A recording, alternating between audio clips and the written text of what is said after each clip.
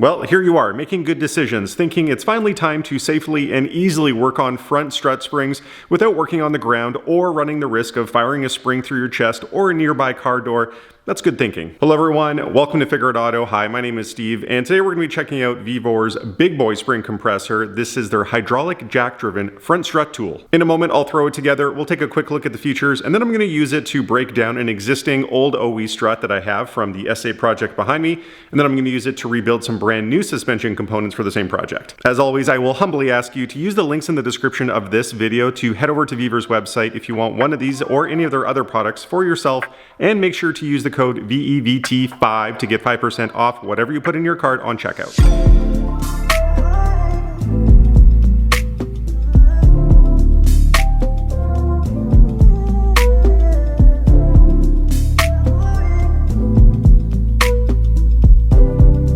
Well, despite the fact that the instructions are in black and white and kind of hard to understand, I would say the overall quality is actually pretty decent. It wasn't that hard to put together either. There's not that many moving parts.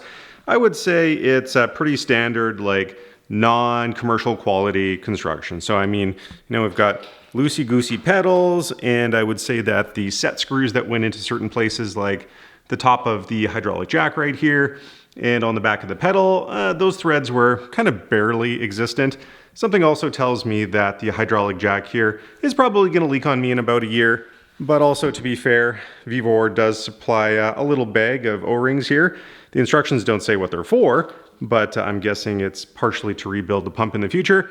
I don't really know, but I would say that just based on, first impressions, it's worth every penny that it's listed for sale for. In case you were kind of wondering how this works, like what does the squishing beyond just the hydraulic ram here, it's that it's pushing up on this fixed arm. So there are two steel rollers, which is right here on one side and here to counterbalance on the other side. So when this starts pushing up, it just rolls and pushes the whole bottom arm all the way up. We'll find out in a second during the test how far the maximum stroke of the ram actually is to bring this all the way up, because if you have a very small strut, you might actually need to take the top one apart and start it 1 or 2 notches down. Now, I'm just some guy that works on cars at home in the garage. I'm certainly not a shop, and I don't think you need to be one either to make good use of this tool, at least not in my opinion, even if you don't work on front suspension that often. I can say though from experience that the adage of having the right tool for the job is absolutely still applicable to spring compression.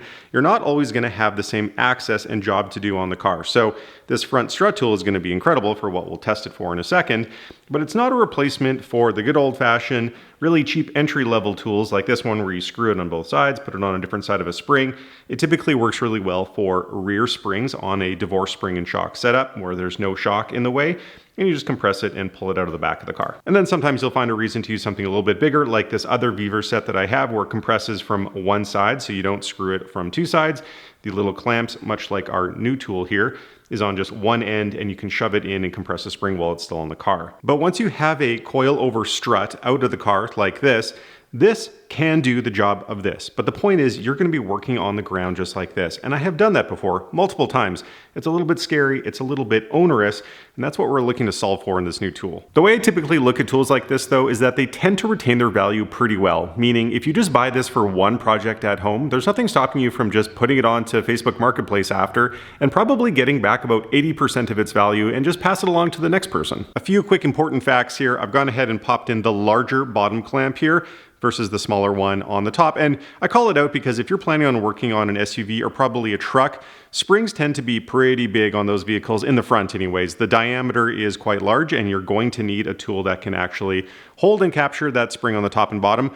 But if you're working on a car, and it doesn't matter if you're talking about front or rear springs here, and for pretty much all aftermarket coilovers, which tend to use quite a small spring over a shocker strut body, you're going to need the smaller one. And taking Vevor's site literally, the jack and how it's able to compress the spring within the clamps, it can put together a literal ton of compressive force.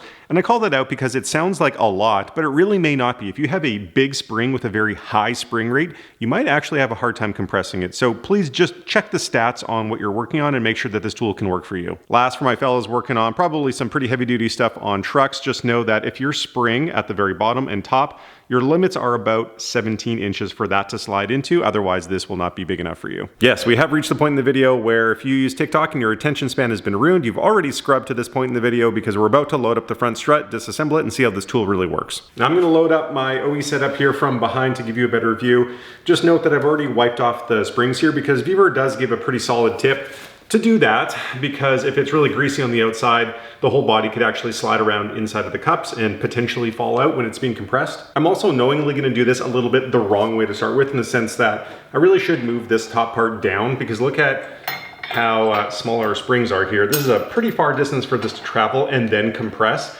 And I don't think we're gonna make it, but let's just waste some time and prove that right.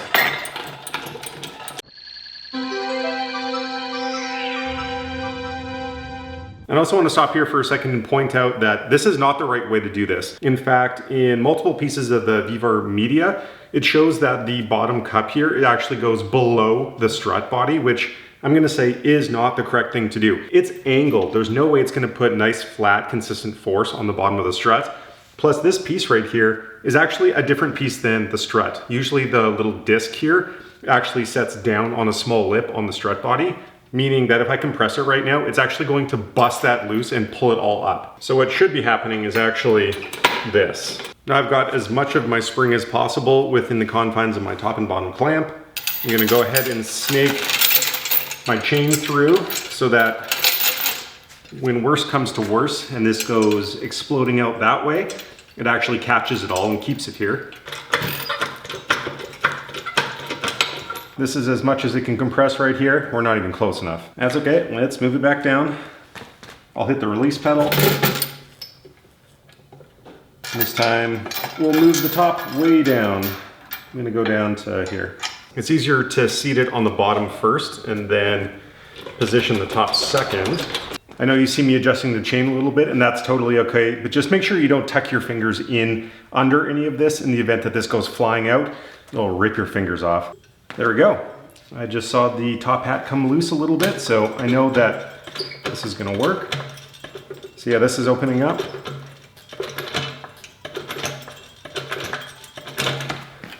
See?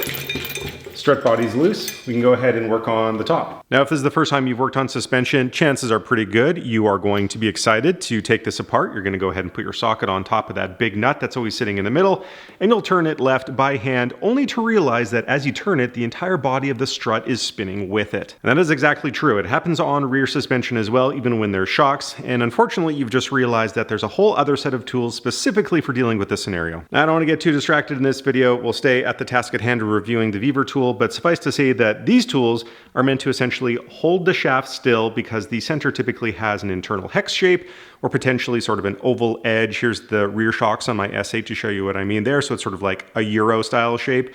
And while you hold it still, you use the rest of the tooling to slip down over top of it, and then a hollow centered ratchet to actually turn off the main fastener here so you can safely remove it, and then also, more importantly, put the correct torque down later. I only emphasize that second part there about putting the correct torque when you're assembling the whole assembly later, because you're not gonna be able to do that with an impact gun. I know most of you are sitting there going, I don't need these tools to get this thing apart. I'll just put my impact on there and blast that nut off, and that's probably gonna work, I have no doubt.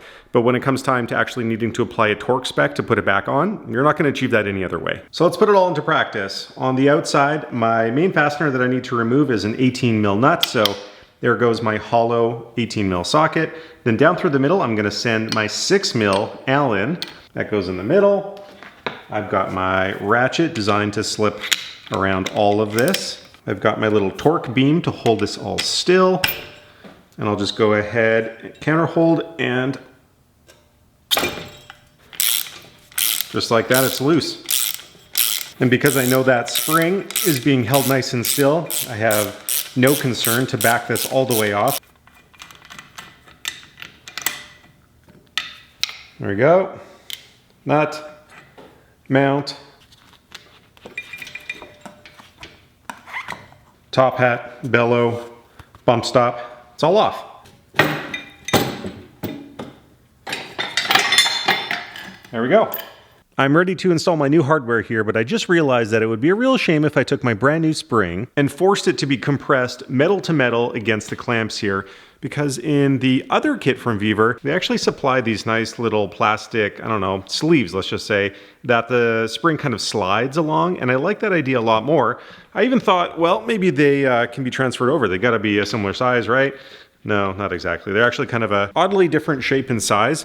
So I have done some pretty poor arts and crafts here and just taped some cardboard inserts into here. I don't know if this is gonna work. We'll see if it fails in a second. And if I'm going against my own advice of not putting anything on the clamps that would allow a spring to potentially shoot out the side, that's what the Figure It in Figure It Auto is all about. Let me make this mistake for you. Now I've got all my new hardware loaded up here. It actually seems like my little cardboard pieces are going to work out not too bad. And you know what? I'm just gonna say, read your owner's manual or the repair manual for how you're supposed to assemble everything. Typically, there are some key things you need to align, like where the studs are in relation to where the bottom of the strut body is gonna mount up to a control arm, or maybe how the mounts are supposed to be spun. But needless to say, as you compress this is sort of your last chance to make sure everything is lined up correctly. This exact moment is also proof positive of why working in an upright position is so useful. Because if this were to be laying on the ground, you'd be struggling to hold all of these things together exactly where you want them to be. Whereas I was easily just able to put that top nut down just on the first couple of the threads. And I'm already at the point where I can start tightening this down. I have no more turning to do without moving the whole shock body here. So this will be a really similar process to loosening everything, but this time I'll have my torque wrench on the top. I need to put 50 Newton meters down on this one. And we're still gonna turn with the ratchet, but the torque will be represented on my torque wrench. You can also see that I literally have to lean into this at this point. There are bolt holes on the bottom of the stand, and I can see why you might wanna bolt this to the floor.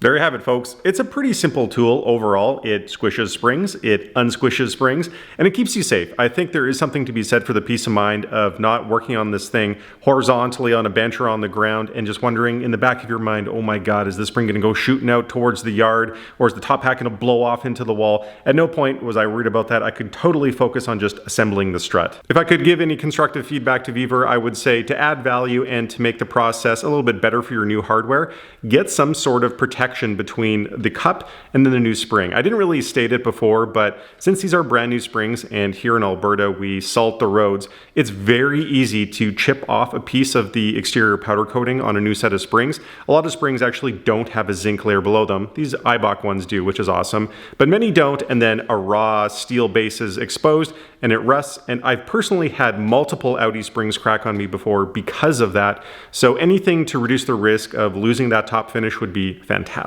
That's all I got for you. The sun's down, I've lost my light in the garage. This review is over. Again, if you feel like this is something that would fit well in your shop or garage, check out the link in the description of this video to go to Vevor's website. Again, use the VEVT5 to get 5% off for a discount of anything that's in your cart. And also, if you're in need of those strut tools that I talked about earlier, again, a link is in the description. Finally, I'll say if you found value in this video, helping you make a decision in your own tool shopping journey, please do throw me a subscription, maybe a like on the video, and I truly hope to see you in the next one. Thank you.